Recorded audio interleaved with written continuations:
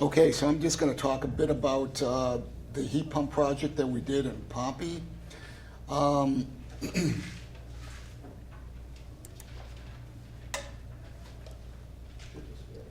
okay. Just a little bit of background, excuse me, about myself. Um, Degree in mechanical engineering, Clarkson College. I've been a resident of Pompey for 45 plus years, have served on a number of committees during that time. The committees involved with regulating wind energy and solar energy, the master plan committee, and actually the master plan committee, one of the one of the proudest accomplishments was an extension of that committee where we actually wrote a local law banning hydrofracking in the town of Pompey, and that was a full year before New York State enacted their ban. So I think we were the second town in the state to ban hydrofracking. And I'm going to talk about, there's been some discussion about the benefits from a health standpoint, the benefits from an environmental standpoint. I'd also like to point out that those committees that I served on were with administrations on both sides of the political aisle. Besides the health and environmental benefits, there's cost benefit, especially if you live in a rural community where you're relying on propane, fuel oil, or even wood to heat your home. And there's a good story to be told regardless of the side of the political spectrum that you happen to fall on. So the town hall, built in 1994, 3,600 square feet, single-story building. The original equipment was still there. Almost 30 years later, 3 propane furnaces, a propane-fired domestic hot water heater, and 3 standard air conditioning systems. They were obviously on their last leg, but nobody had really paid much attention to it. It was just, if something broke, they fixed it, and that was about the extent of the planning at that point. So during the Heat Smart CNY program, we had a couple of contractors come in and give us an estimate of what it might cost to replace those with cold climate air source heat pumps.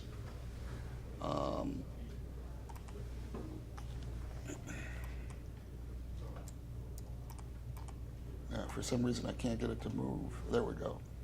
So that's what we had. This is the existing equipment, the 3 outdoor units, the furnaces, the old propane domestic hot water heater, which I think when I took this picture wasn't even operational any longer. So the funding sources we were concerned with were obviously town infrastructure monies. And I should say, when we had the original estimates done during Heat Smart, we were talking about somewhere around $50,000 to execute this project. At the time, we just, we're a small town. We don't have $50,000 uncommitted just laying around. So it was like, okay, well, I guess we better start budgeting some money. So the town board started doing that. But then 2020 hit, and a couple of things changed dramatically. Number one, COVID, and suddenly ARPA funds were available. And back then, it was much more restrictive what you could use ARPA funds for. But we decided that as part of this project, we could upgrade the ventilation. At the time, ASHRAE's pandemic committee had come out with a recommendation for minimizing infectious aerosols with a minimum of a MERV 13 filtration on recirculated HVAC systems. So we decided, okay, we would upgrade the ventilation system as part of this project and be able to pull funding from ARPA to assist us. The second thing that changed dramatically was in April of 2020, I believe it was, the NYSERDA rebates turned into utility rebates, and they were now applicable to municipalities. So based on that, I put together a cost analysis for the building committee for the town, and this is basically how it went. But for the 2018-2019 heating season, we spent about $5,300 on propane. I estimated that in order to provide the same amount of heat with a cold climate air source heat pump, assuming a COP of about 2.5, it would cost just under $1,900. So there was an annual fuel savings of about $3,400. If you looked at the cost of the cold climate air source heat pumps, it was about 48 grand. With a national grid rebate, that dropped it down to 38. The estimated cost to replace with conventional in-kind equipment was about 26,000. So we're looking at a difference of about 12K. And just a simple payback with that kind of operating cost savings, it looked like we could save the difference within 3.5 years. Just in operating cost savings. 15-year life of the equipment projected savings would be about $52,000. So at that point, the powers that be, the town board said, most definitely, let's go. So I developed an RFP and suitable for competitive bidding. We didn't want to spend a ton of money on engineering costs, so we put together basically a performance RFP where we told the contractor that the heat pumps, we didn't specify equipment, we just said the heat pumps had to be on the NEEP list. We wanted to make sure we were going to be eligible for the rebates. We told the contractor that the heat pumps had to provide 100% of the heating for the building with no use of supplemental heat, and capability for MERV 13 filtration. So the system as bid came in at $42,000 after a 10.9 National Grid rebate. We ended up with 3 Mitsubishi P-Series Hyperheat heat pumps and just an electric resistance domestic hot water heater. That's basically what the new system looked like. And installed, that's what the outdoor units look like on the outside of the building. Some pictures during construction. You can see the new domestic hot water heater there in the background. The MERV 13 filters, and also what we did here to cut back on heating load was one of the requirements of the RFP was to install dampers, automatic dampers in the ventilation air, so that on those cold nights when the building was unoccupied, the dampers on the ventilation air would be on a timer and it would automatically close so that we weren't heating all this cold outdoor air coming into the building when there was nobody in the building.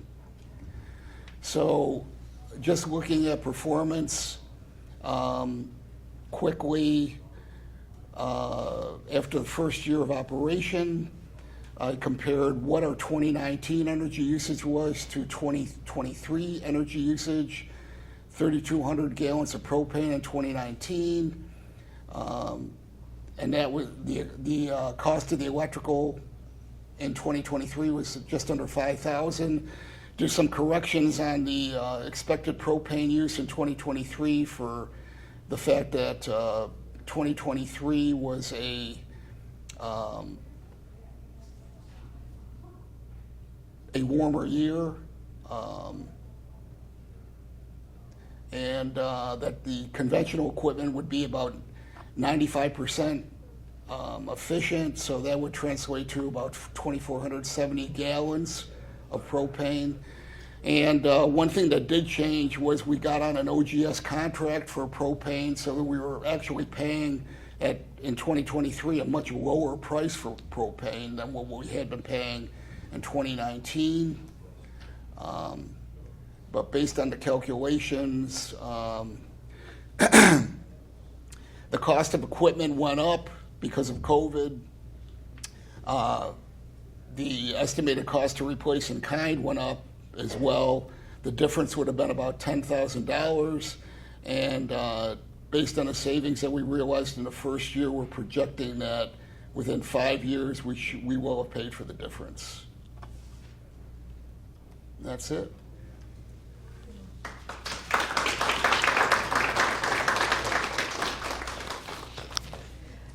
Well, good morning. Thank you for letting me be here. I want to share our experiences, excuse me, with heat pumps in our municipal building, but first I want to give you a little background. Pulaski is a disadvantaged community due north on Highway 81, 4 miles from Lake Ontario in the snow belt, and it's halfway to Watertown. Our population is 2,300, and it has pretty much stayed that for years. Many of the families there have been there for generations. Pulaski was named for the picture on the left, that is Kashmir Pulaski. The original name for our community was Fishville, and rumor has it that they picked names out of a hat at some bar in the 1840s, and hence were Pulaski pronounced wrong. So the gentleman on the right is one of our native sons, John Benjamin Snow. He lived from 1883 to 1976, and he worked his way through the ranks in the Woolworth Company, which was the Dollar General of its day, and which was started in Watertown. Mr. Snow was the United Kingdom buyer for Woolworth. He also bred horses, and he made a lot of money and had no children. So he set up a foundation, and he and his heirs have been very generous to the village of Pulaski and the surrounding area. There's still John Ben Snow scholarships around, and Central New York Foundation handles his trust fund. So in the 1970s, the village municipal building was constructed and dedicated in 1976. Oops, that is, well, we'll get to it. So it's a beautiful building. It houses the village library, which is here, the village offices and the police department. It was a well-designed and built building. It used all the energy technology of its day, and so it's a gift that keeps on giving. But nothing lasts forever. And 4 summers ago, the air conditioning went out of the library. And of course, it was beyond repair, and it was during a heat wave. So the company the village was working with at the time said it would cost between $45,000 and $50,000 to do an energy study, part of which would be the cost to see if our roof could handle all the equipment they wanted to put up there. More money than the village had or wanted to spend, so we went looking for other solutions. So with the help of Central New York Regional Planning and Development Board, we were able to find some funding, and heat pumps were installed. So using the available grants and rebates at the time, the installation, and we also got a wonderful price from Helco, some of their sale pricing, we were able to complete the project for $58,000. So we got cooling and heating, and quite a few heat pumps were installed. So there's 3 in the children's part of the library. You can see some in the adult part of the library over to the right. Our boardroom, our auditorium, the village office, and that's particularly, I had to put in our smart heat bulletin board that we have in our lobby. So anyway, the savings, these are the savings from 218 is at the bottom and 223 is at the top. All our numbers have gone down, including our gas therms have gone to 0 for the snow building. And these are our 2 bills. One is in 218, the other one is in 223. So we are saving between $50 and $75 per billing for this building. And of course, usage and weather conditions make the difference. Not a lot, but a huge savings. But unbeknownst to us, that we never planned for, never foresaw, that was another benefit, is it freed up a lot of space in our building. So this behemoth, which I could not get on one picture, it's all three pictures, is the furnace that was in the furnace building, or in the furnace room.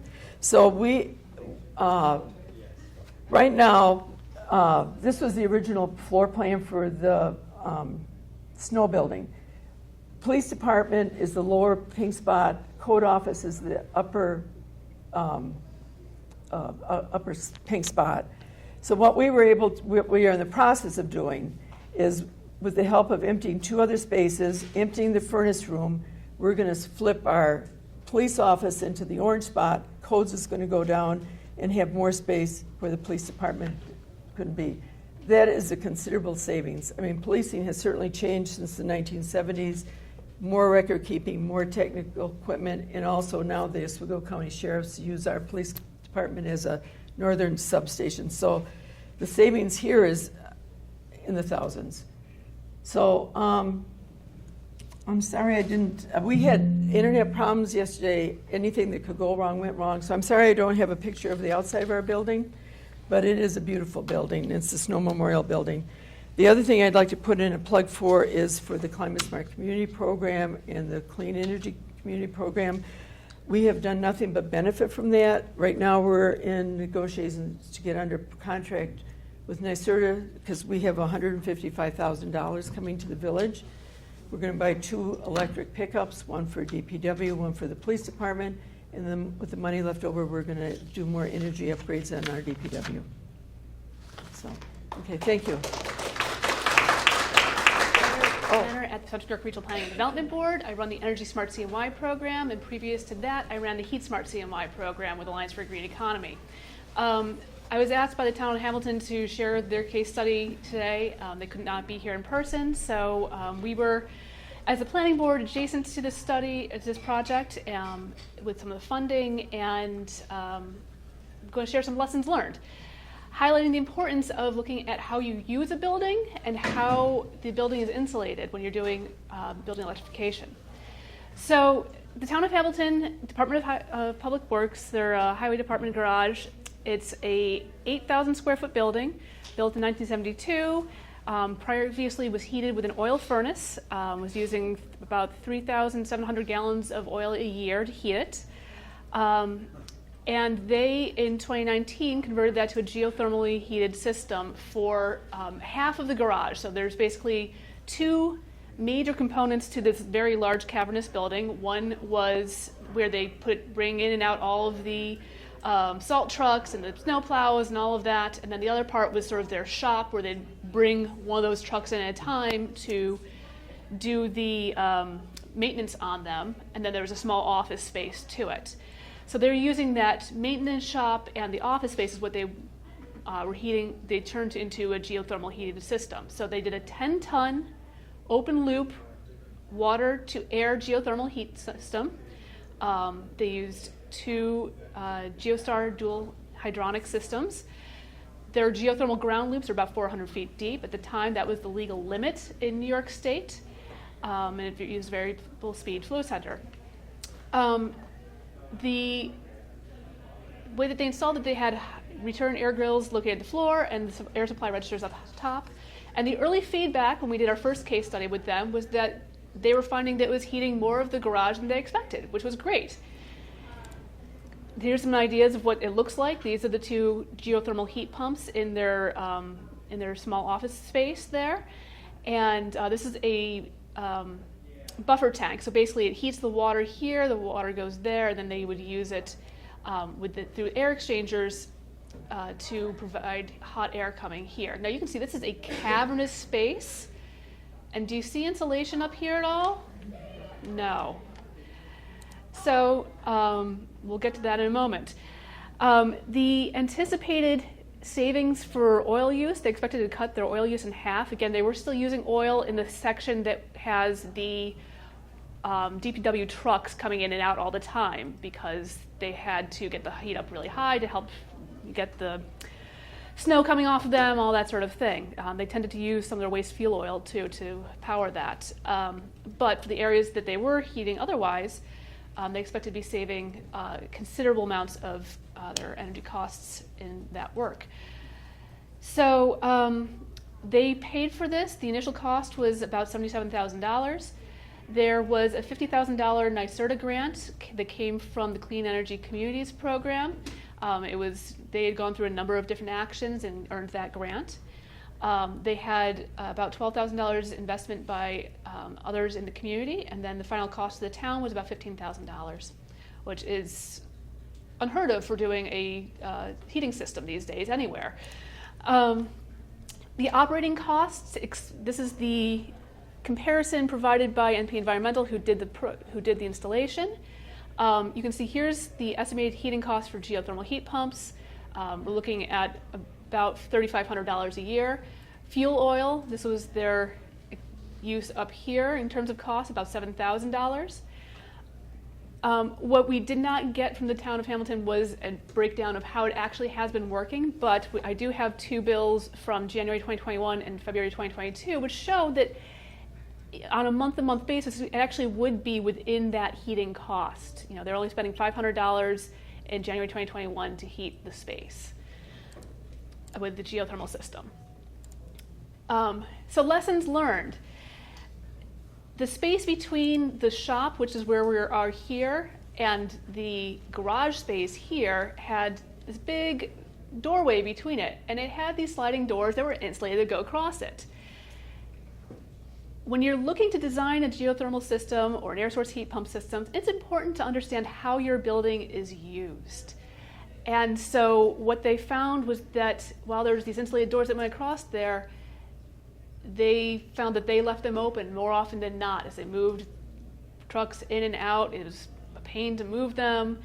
And so while the initial response was, we're heating more of the building than we meant to with geothermal, this became an issue because the general inefficiency of the building, with it being uninsulated at the top there, and with the doors always opening, so the geothermal system, it's a cooler heat. It struggled a little bit to keep the people in the building warm. Because they kept opening, the doors kept being open all the time. And it ended up overtaxing the system, and they've also had to do a fair amount of replacing of various pumps and sensors. That said, the costs for repairs are only about $2,000 over the course of the last 4 years. They also, a lesson learned was make sure that the area, the housing, where they're housing the electrical system is well sealed to not allow salt-laden shop air to penetrate into the space, causing corrosion of the electrical components. So things to think about, particularly if you're thinking about a DPW garage going to electrification. It's this kind of design that's really important to think through as we're doing electrification. I'll be talking later also. I'm trying to keep this presentation short because we are, got bumped to the afternoon here. I'll be talking later about how we do work with smaller, well, we do a lot of work with residential buildings and things like that. Insulation is always something we talk about first. And so in any project, if you think about building electrification, also look at the insulation of your building. Even though this project didn't turn out quite as good as we had expected it to, the town still supports geothermal. They're going to be doing a deeper review of their energy costs as part of applying for the Climate Smart Communities recertification over this coming spring and summer. And they are still very supportive of geothermal, are going to be considering it for future projects, particularly for smaller or well-insulated areas and buildings with in-floor radiant. So, thank you.